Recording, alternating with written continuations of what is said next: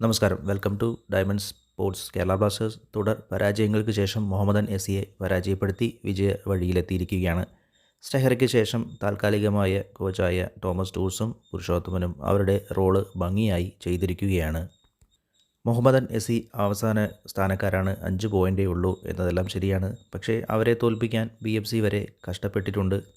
BFC ആദ്യ goal വഴങ്ങിയ ശേഷം തിരിച്ചൊരു ഗോളടിക്കാൻ 80 മിനിറ്റ് വരെ പണിപ്പെടേണ്ടി വന്നു. അതിനുശേഷമാണ് ഒരു ഗോൾ അടിച്ചതും ഇഞ്ചുറി ടൈമിൽ ഒരു ഗോൾ കൂടി തിരിച്ചടിച്ച് കഷ്ടിച്ച് വിജയിച്ചതും. അവരുടെ ഡിഫൻസിന് ശക്തമാണ് എന്നതിന് ഉള്ള ഉദാഹരണം അതുതന്നെയാണ്. കേരള ബ്ലാസ്റ്റേഴ്സ് മിഡ്ഫീൽഡും അറ്റാക്കും സ്ട്രോങ് ആണ്, ഡിഫൻസിലാണ് പോരായ്മ. അതിന് നേരെ തിരിച്ചാണ് അവരുടെ കാര്യം. ഡിഫൻസ് ശക്തമാണ്, പക്ഷേ മിഡും അറ്റാക്കും കാര്യമായ ശക്തമല്ല. ആദ്യ പകുതിയിൽ കേരള ബ്ലാസ്റ്റേഴ്സിനെ അനങ്ങാൻ പോലും വിട്ടില്ല. പ്രത്യേകിച്ച് നോവയൊന്നും അനങ്ങാനും വിട്ടില്ല. സെക്കൻഡ് ഹാഫിലാണ് അവരുടെ നമുക്ക് ആദ്യ ഗോളിന് വഴി തുറന്നതും. അവരുടെ ഗോൾ കീപ്പർ ഭാസ്കറിൻ്റെ പിഴവിൽ നിന്നാണ് ആദ്യ ഗോള് വന്നത്. അതിനുശേഷമാണ് കേരള ബ്ലാസ്റ്റേഴ്സിന് അവരുടെ ഡിഫൻസിനെ സ്പ്ലിറ്റ് ചെയ്യാനും വീണ്ടും നല്ല രീതിയിൽ അറ്റാക്ക് ചെയ്യാനുള്ള എനർജി കിട്ടിയതും. ആ കോർണർ കിക്ക് ഭാസ്കറിൻ്റെ മാത്രം മിസ്റ്റേക്ക് വന്ന ഗോൾ എന്ന് മാത്രം പറയാൻ സാധിക്കില്ല. ലൂണയുടെ നല്ലൊരു ടച്ച് ഉണ്ടായിരുന്നു. കർവിങ് കോർണറാണ്. ആ കർവിങ് ഉള്ളതുകൊണ്ട് തന്നെയാണ് ഭാസ്കറിന് ടൈമിംഗ് തെറ്റിയതും ഗോളായതും. അതുമാത്രമല്ല, പുതിയ കോച്ചിൻ്റെ കീഴിൽ KBFC പ്ലേയേഴ്സിന് വന്ന മാറ്റവും യങ് പ്ലേയേഴ്സിനെ കൃത്യമായി ഉപയോഗിക്കാനും ഡിഫൻസ് കൃത്യമായി മെയിൻറ്റെയിൻ ചെയ്യാനും സാധിച്ചു. സച്ചിൻ്റെ ഭാഗത്തും മിസ്റ്റേക്ക് വന്നില്ല. മികച്ച പ്രകടനവും കേരള ബ്ലാസ്റ്റേഴ്സിൻ്റെ വിജയത്തിന് അടിത്തറ പാകി. KBFCയുടെ ഭാഗത്തു നിന്നും ഇതുവരെ കാണാത്ത മറ്റൊരു പ്രത്യേകത, സെറ്റ് പീസിൽ നല്ല ഒരു പ്ലാനിങ്ങോടുകൂടിയാണ് KBFC ഇറങ്ങിയത്.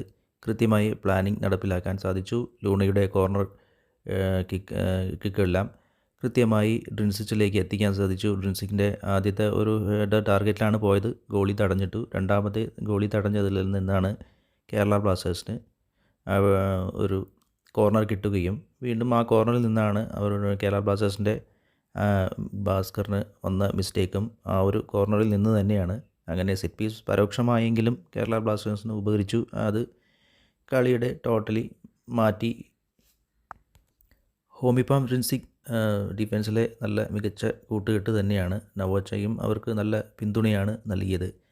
സന്ദീപും ഡിഫൻസിൽ കുഴപ്പമില്ല, പക്ഷേ അറ്റാക്ക് വൈസ് അത്ര ഓക്കെ ആയിരുന്നില്ല. സെക്കൻഡ് ഹാഫിൽ സന്ദീപിന് പകരം വന്ന ഐബൻ ആ ഒരു പ്രശ്നം പരിഹരിക്കപ്പെട്ടു. ഫ്രെഡിയുടെ ഭാഗത്തു നിന്നും കുഴപ്പമില്ല. അറ്റാക്കും ഡിഫൻസും നല്ല രീതിയിൽ തന്നെ ഫ്രെഡിയും കൈകാര്യം ചെയ്തിരുന്നു.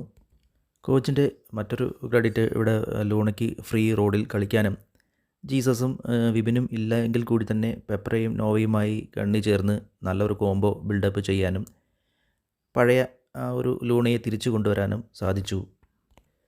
യുവതാരങ്ങളെ കണ്ടെത്തുകയും വളർത്തി കൊണ്ടുവരികയും ചെയ്ത തോമസ് 80-ാം മിനിറ്റിൽ അമാവിയെ ഇറക്കുകയും ലെഫ്റ്റ് വിങ്ങിൽ നോവയ്ക്ക് പകരം അദ്ദേഹം നല്ല രീതിയിൽ തന്നെ ആ ഒരു വിങ് കൃത്യമായും നല്ല രീതിയിൽ തന്നെ കളിച്ച് അറ്റാക്കും ചെയ്ത അവസാന മിനിറ്റിൽ നല്ല പ്രകടനമാണ് അമാവിയ പുറത്തെടുത്തത്. അത് കേരള ബ്ലാസ്റ്റേഴ്സിനെ ഞെട്ടിച്ച് കളഞ്ഞു. നല്ല പ്രകടനമാണ് അമാവിയുടെ ഭാഗത്തു നിന്നും കൊണ്ടുവരാൻ കഴിഞ്ഞത്. ഇതുവരെ അമാവിയ ഇറങ്ങിയിട്ടില്ല. ഈ ഒരു മാച്ചിലാണ് ആദ്യമായി ഇറങ്ങുന്നതും നല്ല പ്രകടനം കാഴ്ചവെക്കുന്നതും. അതും ഒരു മാച്ചിലെ വഴിത്തിരിവായി. ഇനിയുള്ള മാച്ചിലും നമുക്ക് നല്ലൊരു പ്രതീക്ഷ തന്നെയാണ് അമാവിയുടെ ഭാഗത്തു നിന്നും കണ്ടത്.